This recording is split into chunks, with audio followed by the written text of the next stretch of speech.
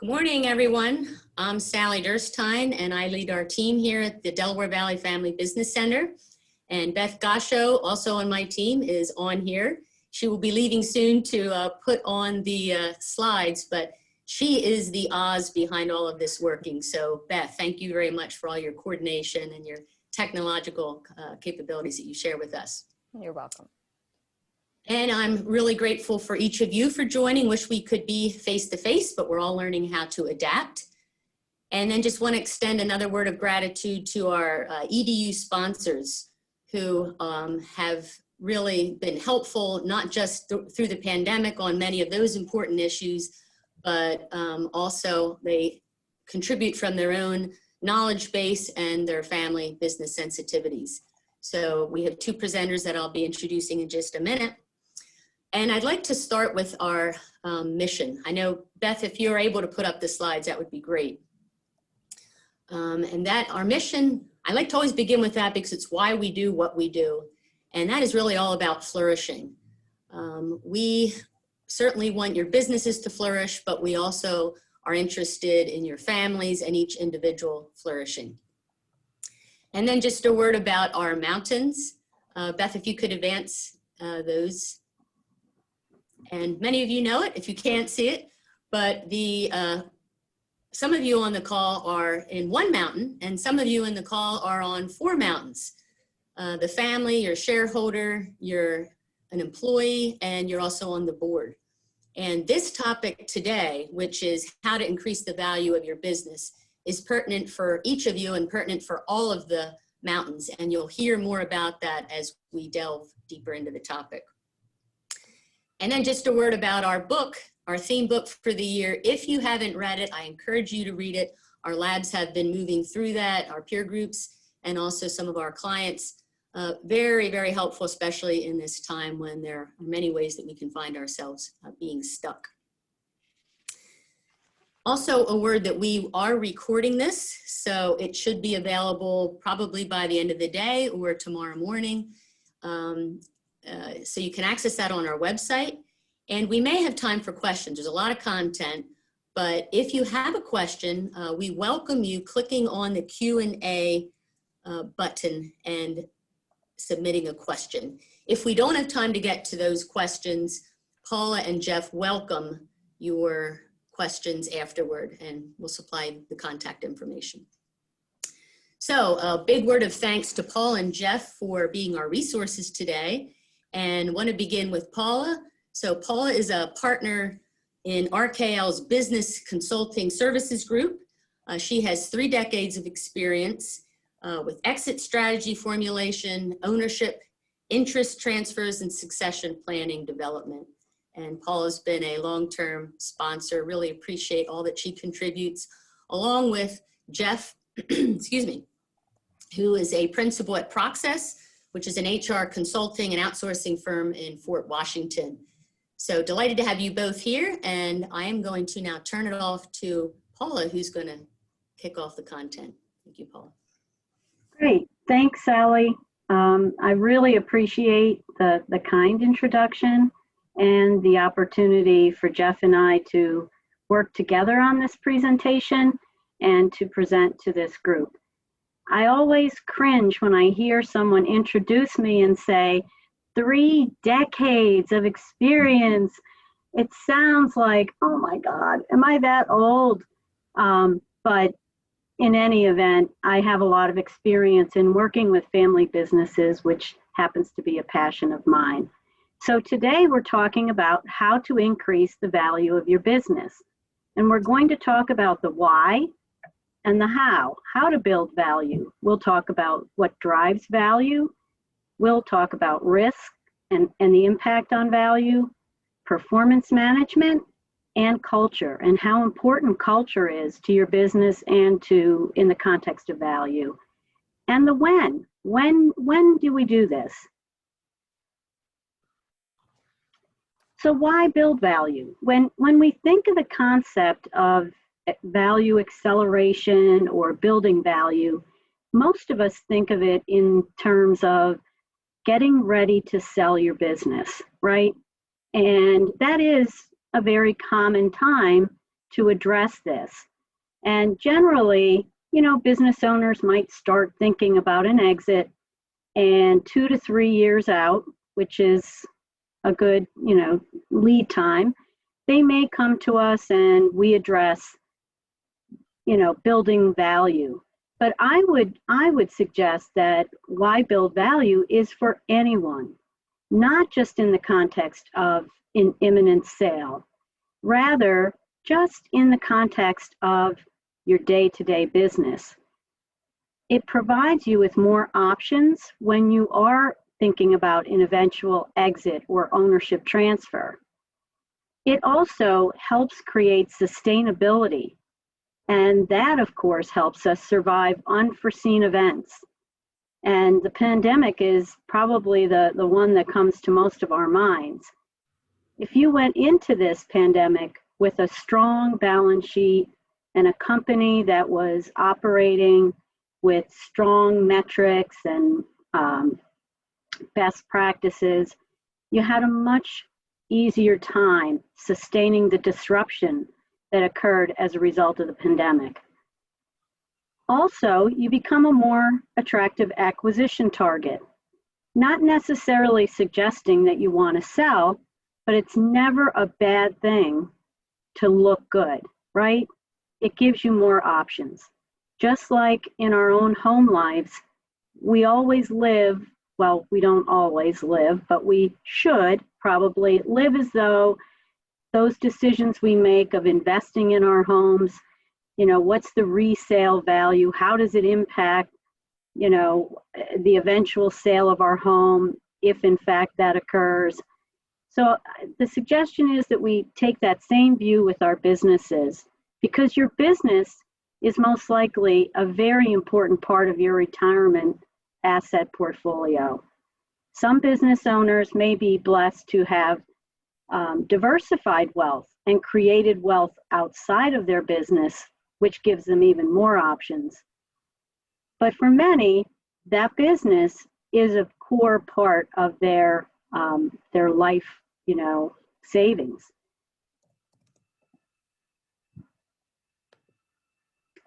So how do we go about building value? Well, you first need to understand, where is value coming from in your business? How is it created? And we suggest start with a good baseline value. Doesn't have to be a big fancy formal valuation report, but start with a good externally prepared valuation analysis and create that baseline. Many times, business owners believe that they know what their business is worth, but it's better to get that grounded, better to have that validated or correct your understanding. And having that baseline value, it gives you a way of measuring the return on all of your efforts in creating value. Also, it gives you an opportunity to really delve into the valuation and understanding where value is being derived from. If you think about it, it's the utilization of your assets create the revenue stream and the cash flows associated with your product or service. Your tangible assets create value, which are your fixed assets.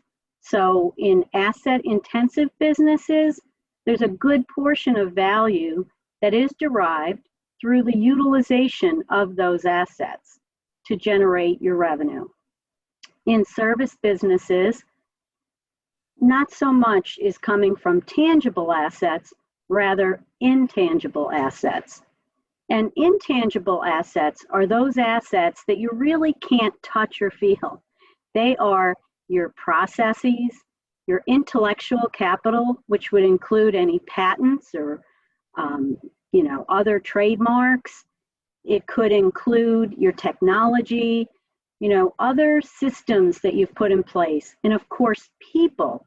And people are a huge source of value in a business, regardless of the type of business.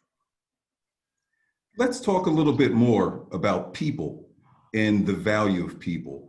Now, there are three ways to build the value of people within an organization. I want to touch briefly now on the first way, which is to build the value of people through HR compliance. Now, in this area, it's important that you understand what employment laws apply to you, create policies and procedures to capture compliance, and streamline and automate processes wherever possible. Taking these steps enables you to mitigate employment-related risk, which in turn increases the value of your organization. Now, consider the number of employees that you have, various states that your organization operates in, and any specific workplace requirements that you may need to adhere to due to the industry you're in. Then you want to begin to break it down and ask yourself a few things. What are we doing? What are we doing currently? What questions do we ask during interviews? What are we reporting? Hey, do we have an OSHA log? If we have over 100 employees, are we completing our EEO1s? And what notifications are required? Do we, when employees lose eligibility for benefits, are we complying with COBRA notifications? How are we handling workers' compensation? So it's thinking through these things which will enable you to identify those areas of compliance that you need to be able to address.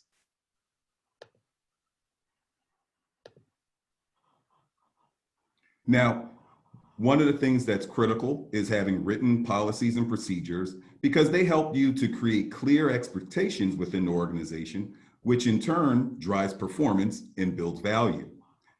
Identify and define within your organization specific practices that you all do, and then two things that you want to consider. First, hey, whatever those practices are, write them down. And then next, those practices that you have, after you've written them down, it's essential that you apply them consistently across your organization. These are steps that will enable you to, again, mitigate employment-related risk, which helps to build the value of your organization. Now, just want to give you an example when I'm using these terms, policies and procedures, and often organizations may have a policy and procedure manual. I want to give you an example of kind of the difference between the two, but how they interrelate within your organization. A policy really speaks to what to do. So in this example, if you have over 50 employees, your organization is required to comply with the Family and Medical Leave Act, right? So you need to have a policy that ensures that you comply with that law and regulation.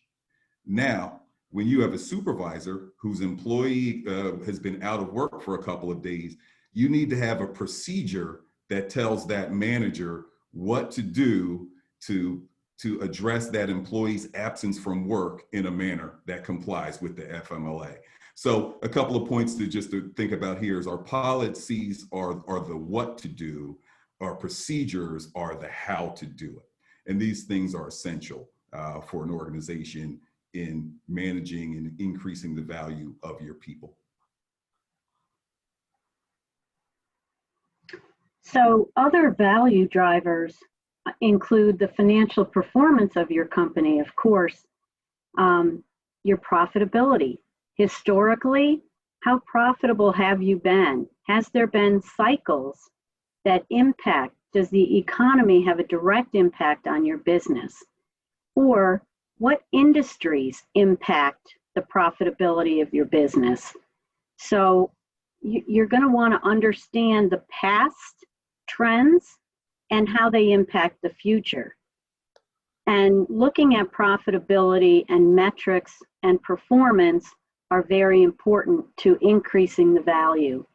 I'm glad Jeff mentioned documentation because I think, all of us, that's an area where we sometimes fall short. We don't take that extra step to put together the documentation. And that documentation relates to HR and people, but it also relates to your accounting policies and your accounting procedures. as well as your operations too. So very important. What's the nature of your revenue? Is it recurring in nature? That's always desired, right? Because there's more predictability related to recurring revenue. So to the extent that you can develop a subscription type approach, or contracts are also a plus, and they can be a minus depending on the terms in the contract. But I want to go back to subscription for a minute, because most of us think of subscription as a magazine or a newspaper subscription. But think about lately, in the more recent years, and how clever flower businesses, for example, who only derived revenue, at special occasions or unfortunate passing of relatives or friends. Many of these flower delivery places, they've developed a subscription business where you can have flowers delivered every couple weeks. Genius way of creating sustainable recurring revenue. That helps smooth out the top line and helps you manage expenses. Also, the diversity of your customer base, your suppliers, your employees. And when I say that, I mean that you're not dependent upon a particular customer. And that too, that's a hard one to manage for many businesses, because it's natural that you develop a relationship with a customer who continues to give you business and grow, and before you know it, they may be 30 or 40% of your revenue base. But then what happens if something occurs with them? You're at risk through them and your dependency on that relationship. So it's always a good thing to diversify. Employees, we often don't think of in those terms, but we can become dependent on particular people. I see it myself within our own firm and various expertise that resides in some of our professionals. And so we're trained to always look for leverage opportunities, bringing other people along, making sure that it's not just sitting with one person. And your intellectual property. Again, we talked about, the existence of that property helps drive value, but it also can create some risk. So knowing the life of your patents, is it up for renewal? Is it at risk of someone, replicating or tweaking it slightly, and your technology and processes? Future growth prospects are really important to consider. And it's hard to do all of these things because you're focused on managing the current with an eye to the past, but big wide eyes to the future. I think that's something we've all learned, is we always need to be forward looking. And the rate of change in technology and processes is at lightning speed. So you need to keep involved in your industry. Do you have an industry group? Are you actively involved? That can be a great source of information about what some of your peers are doing and adopting some practices from other folks who have tried it and tested it out. Are there expansion opportunities? Sometimes we can't help but be a little narrow focused because of our day-to-day activity, but it's just widening your view and thinking a little bit differently. Is there a way to expand horizontally into a different product or service offering? Something that makes sense, but it might not have been something directly in your purview. Also, expansion geographically. I think right now, during the pandemic, there are some opportunities for consolidation, so for acquisition in particular. So if you're in a business, a thriving family business with a new generation on the doorstep or just starting to step into control, it might be a good time to look at expansion opportunities and how to help, add some volume, some mass to your business, but in a measured and very deliberate way. Transferability is a key term for you to focus on. You always want to be able to transfer your skills, your knowledge. You want to make sure that if a third party or your next generation were to step into running this business, can they take over those customer relationships? Those aren't always easy to step into. So it may be that you begin that process now. You create a culture that would encourage involvement and engagement among many staff members, as opposed to just the dad or mom who's maybe running the business. Same can be said with suppliers, making sure that you have relationships that would transfer to a buyer or to a next generation of management and ownership, and processes that are transferable and not just residing in your key employees.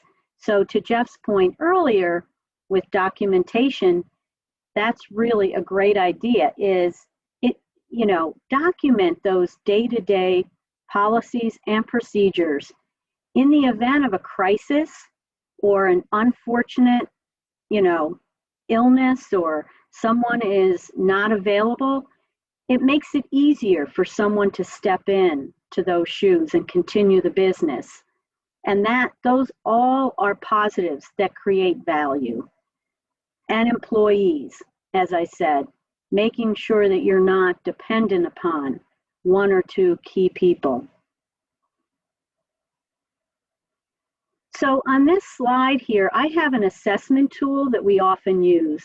And I would encourage you, if you would like that assessment, just email me and I can send you a PDF of that assessment. I think this is something you can do with your management team, or you can do it with a professional.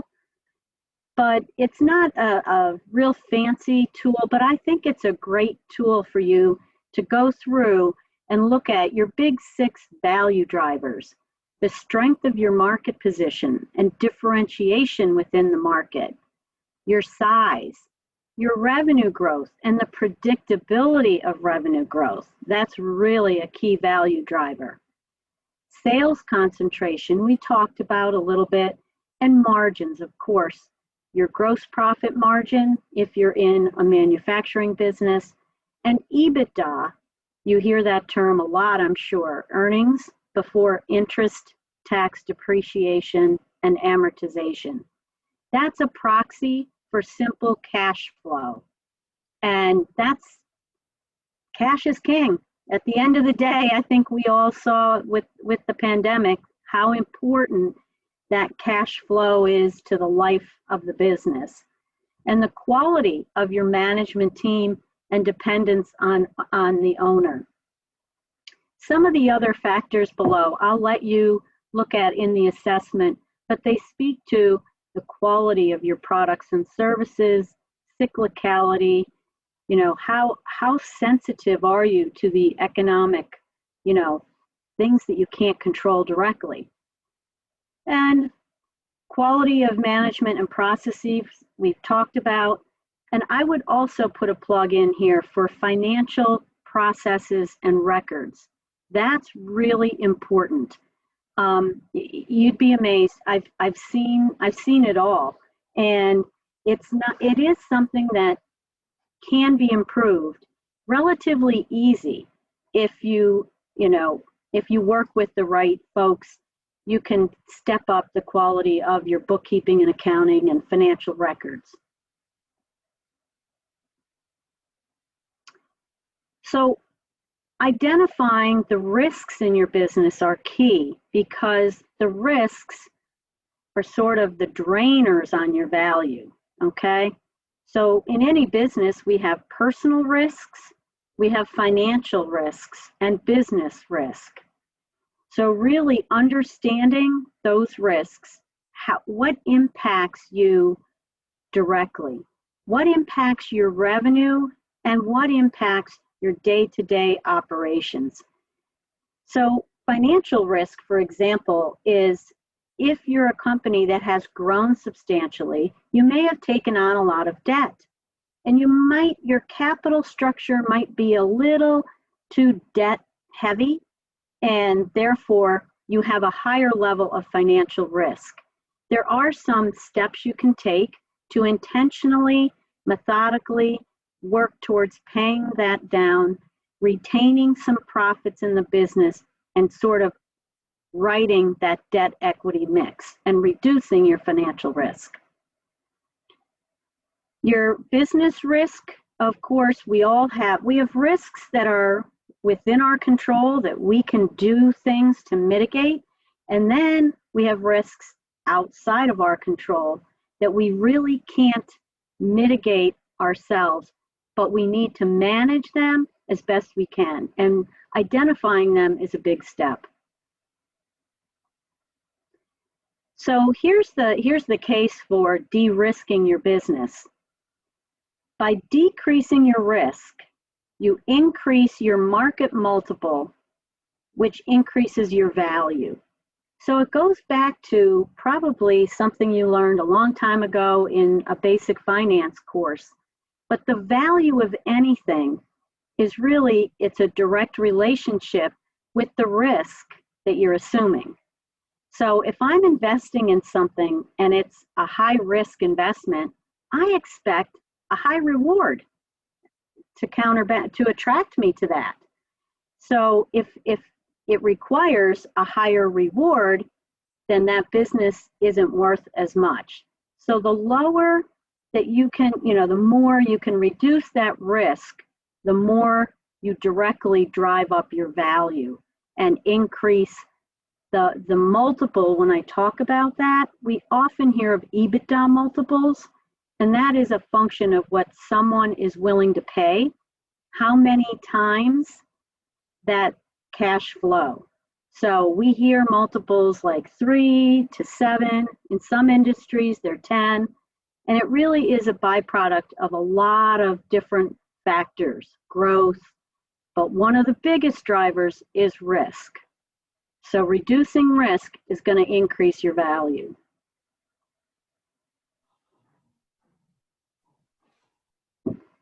Now, I appreciate, Paula, you kind of bringing home these parallels, and hopefully as we're going through this conversation, you all are getting a sense at how both some of the value drivers, as Paula talked about growth in managing risk, how they correlate with the people drivers as that relates to growth in your workforce and employee base, as well as mitigating risk from a people standpoint as well.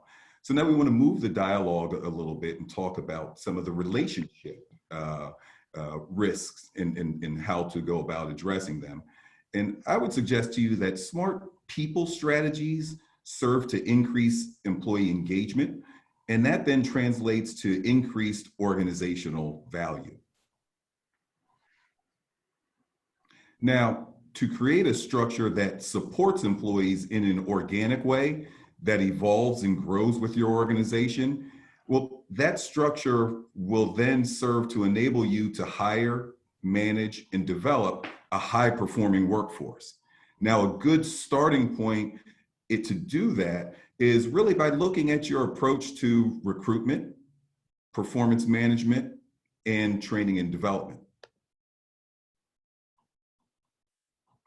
Let's talk about recruitment for a moment. Just a few of the basics that are important to address. First is, in order to find the right person for the role, we need to define the role. So a good starting point is always, looking at the job descriptions and all of our roles kind of change and evolve daily. But at that point, when you're making a decision to hire a new employee or to create a new position because your organization is growing, that job description becomes very important in terms of defining the role, because then you can utilize that to find the right person to fit that role. Another thing you want to consider is, what is our process for recruitment?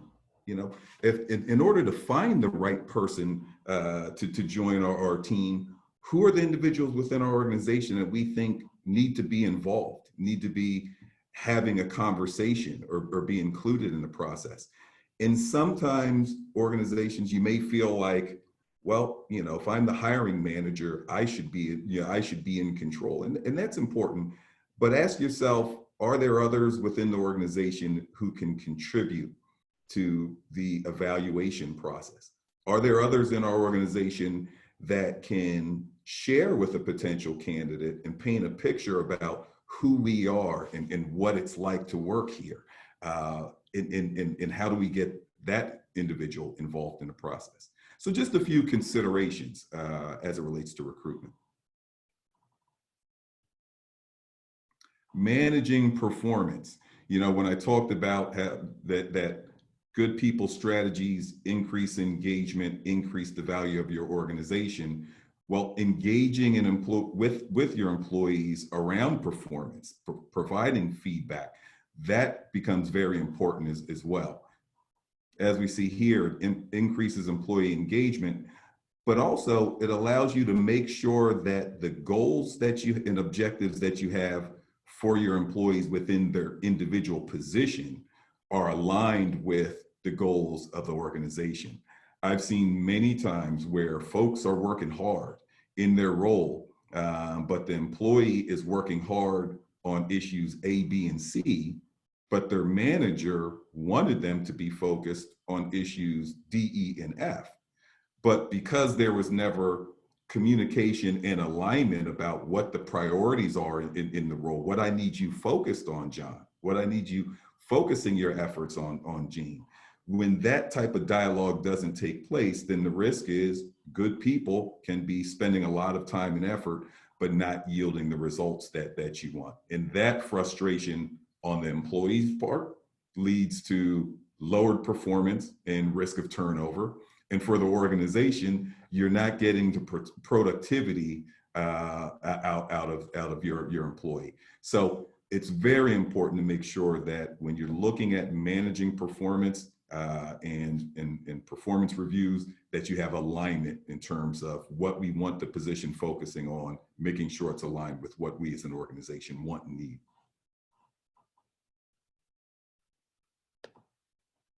Now, this becomes a very important point that I just wanted to comment on here. The performance review, that meeting, it's typically something that's a one-time annual event, right? However, I would suggest that sustained growth, development, and success of individual employees, of teams, of departments, and then ultimately of your organization, it really necessitates having a system within which an ongoing and purposeful dialogue and monitoring of performance can take place. That becomes really important to recognize that managing performance is not an event, it's a system. So what do I mean by system? It doesn't need to be anything complex. I shared here some components of a good system, just the check-ins. Am I checking in regularly with my employee or team? One-on-one meetings. Again, purposeful is important, and a check-in could be that one-on-one meeting. These are the things, going back to the point I made a few moments ago, that will ensure that alignment, that what your employee is focusing on aligns with what you want and need them to do. These are ways that can take place on a day-to-day basis and a week-to-week basis. Instruction and coaching, that takes place in those check-ins and in those one-on-one meetings, as well as in regularly scheduled meetings. So again, I'm talking about a system, but hopefully you're seeing it can be very simple and easy so long as it's purposeful. So when these different things are taking place, we're checking in regularly. So if something's out of alignment, we can quickly, within a day or a week, get it back into alignment. Tasks and responsibilities being delegated, or managers holding on and doing too much and not allowing their employees to grow and to do the things that are necessary. And then the last point I have here is the formal written reviews. And again, I have that last, where often we think about that first. And so we want to kind of change that dynamic, because by the time you are writing the performance review and having the performance review meeting with your employee, there really should be no surprises. It should be a more confirming dialogue around that is in line with the dialogues and the adjustments that you've been making on a day-to-day, week-to-week, month-to-month basis.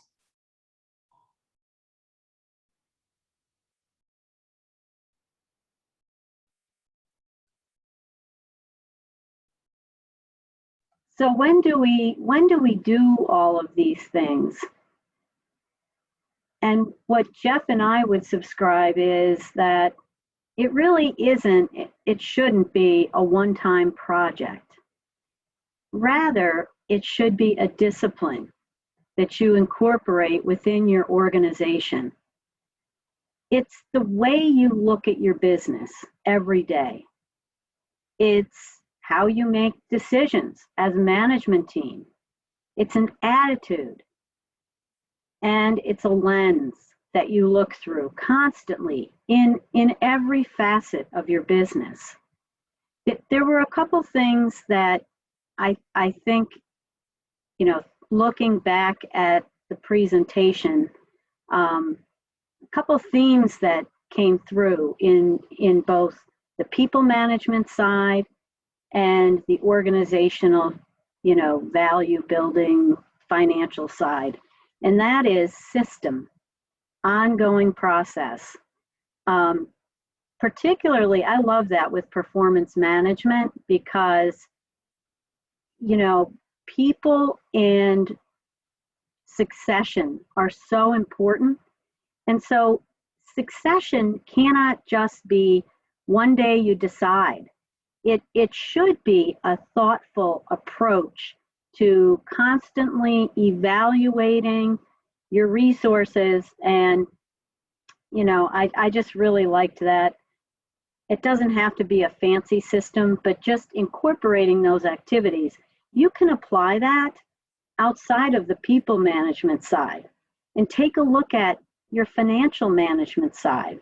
Take a look at your sales management side. You know, all of the key aspects of a business think of how powerful it would be if you were in alignment from the top down throughout the organization. It would be a powerhouse. So that concept of alignment, it's a tricky one, but it's making sure everybody's on the right page.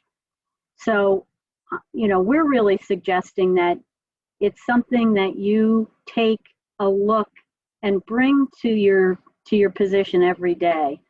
So as you're making decisions, you're stepping back and saying, wait a minute, we're looking at investing, you know, $50,000 in this piece of equipment.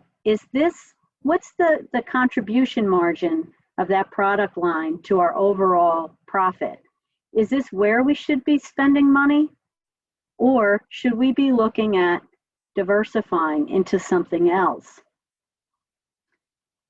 So continually, I think incorporating this approach and attitude within your management team, that's really a great start. And, you know, it is something that if you are at a point in your business life where you're looking at a 5-year, 3-year, 5-year horizon for a transition of some sort, depending on your own personal and family situation, it is a good time to bring in professionals to start this process with you, to help you begin to take the steps of really peeling back the layers of the onion to understand, where value is coming from within your business. I know it sounds trite, but oftentimes when you begin to look at that profit contribution and look at segments of your business, it can really be shocking that perhaps an area of your business that accounts for the largest amount of sales may not really be contributing the most to your bottom line. However, as any, good cost accountant would say, you do need a certain amount of volume to absorb your overhead as well. But understanding the various pieces and your cost structure, many times we fall into the trap of tackling cost. Let's cut cost, we'll increase cash flow. When the real power is in the revenue side. How do we increase our sales volume? How do we shift from our current thinking and current approach? And now with the power of technology, social media, I think many of us who, some of which have never been tech savvy, have seen how important it is to be connected and engaged and appreciate and harness that power of technology. So while we say it's not a one-time project, it is a process, and it's one that you can begin to implement within your organization in a very deliberate way to, continue to build value and create options for you and your family as your business, continues in its business life.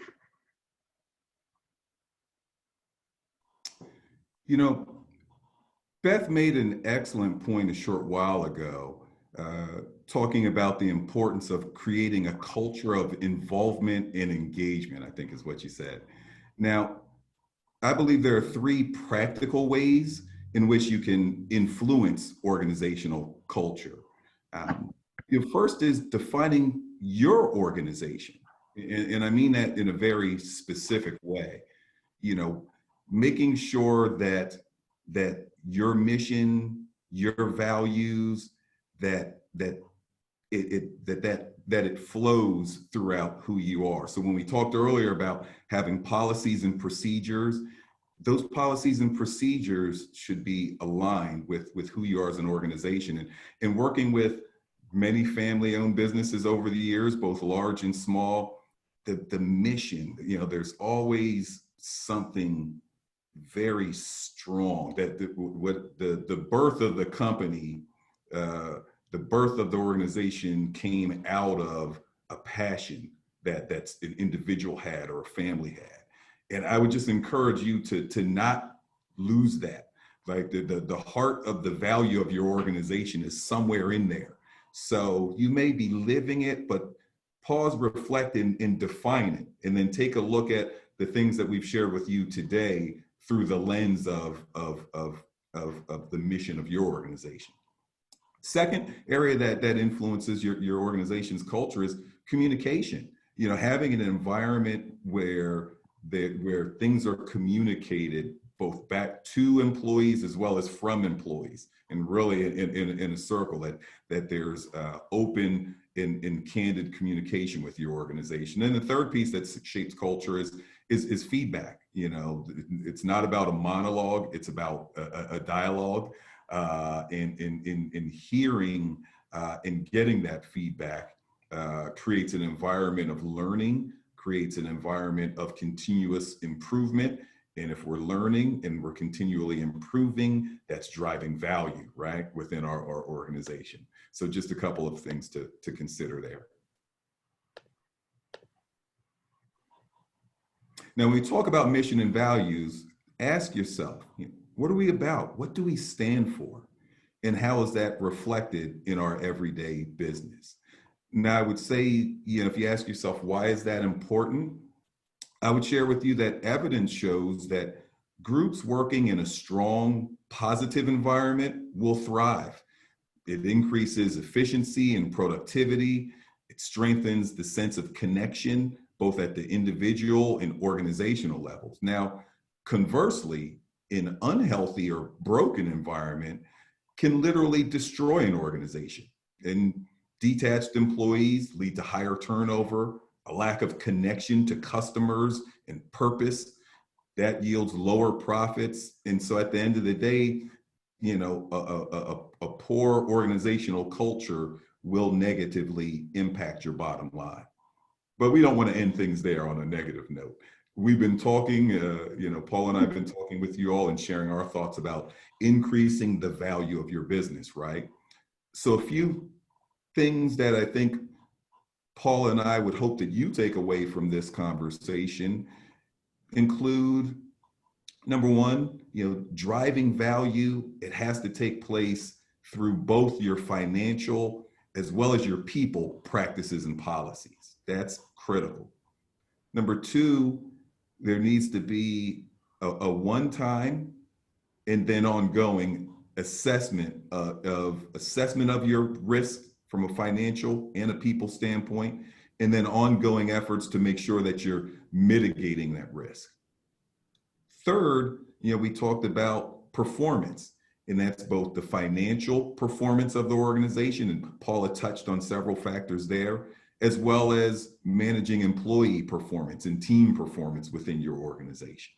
And then finally, as I shared a few minutes ago, and again, Paula touched on it as well, you know, at the end of the day, all of those other things really come together as you kind of create and then promote a culture of participation and engagement within your organization. So our hope is that you've gained one or two insights that will be of helpful to you. And with that, I'll turn it over to Beth and Sally. And thank you all for your time with us this morning. Well, thank you so much, Jeff and Paula. Such great content, and you both just kind of went over some of the highlights and the key points of the presentation. And I would just like to add from my seat, from my perspective as a family business advisor, you know, over the years, you talked about the importance of mission and values, you know, and having that passion. And so one of the things also to be aware of is, does the next generation still have that passion, or can they recreate that? I always like to add that because there's such a slippery slope of you know, wanting to continue on that path or on that mission, and sometimes we need to retweak or refresh. Are we in alignment? Do we still share that dream? And if we do, wow, what great content that was presented here today. So thank you again, Paula and Jeff.